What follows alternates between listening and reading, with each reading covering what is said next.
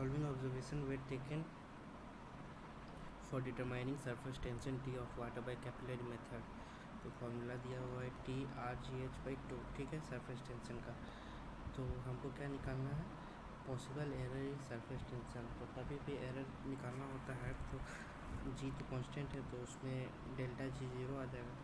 तो मतलब कभी भी निकालना होता है तो जितना भी टर्म होता है उसको डेल्टा, मतलब जैसे कि ये आर और एच बचा तो डेल्टा T/T करेंगे और delta R/R plus delta H/H ऐसे लिख देते हैं। जो भी टर्म्स रहता है उसको एरर बाय उसका वैल्यू के साथ डिवाइड करके उसको लिख देते हैं, और परसेंटेज निकालने के लिए इंटू बाय 100 कर देते हैं। तो फिर बाकी सब जो भी वैल्यू दिया हुआ है सारा वहाँ पे बस वैल्यू को पुट करना है और आ जाएगा answer. Question number 2, time, velocity and angular momentum are chosen as fundamental quantity instead of mass, length and time. In terms of this the dimension of mass would be. अब हमको time, velocity और momentum दिया हुआ है, इसके terms में XYZ power है कुछ, उसके टर्म्स में हमको मास को लिखना है। तो जितना भी टर्म्स है उस सबको लिख देंगे और सबके पावर XYZ कुछ ले लिए, है ना।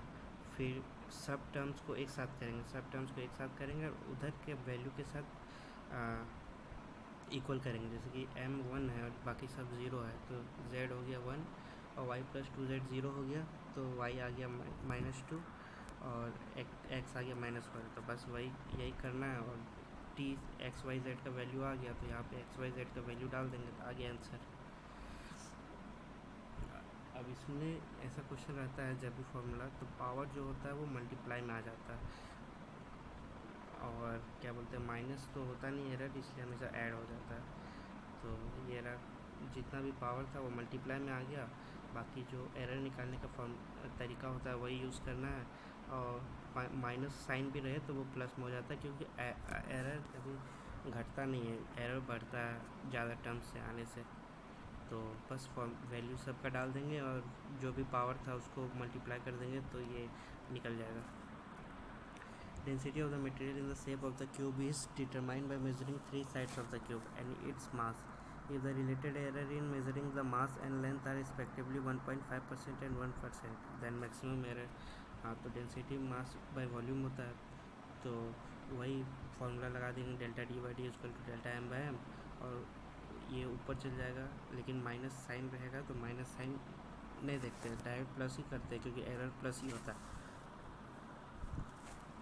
पावर को मल्टीप्लाई किए और 3 डेल्टा L/L हो गया, और ये रहा बाकी जो भी वैल्यू दिया हुआ है सब पुट कर दिया, आ गया direct answer. The relative error in determination of the surface area of sphere is alpha, then relative error in determination of the volume is.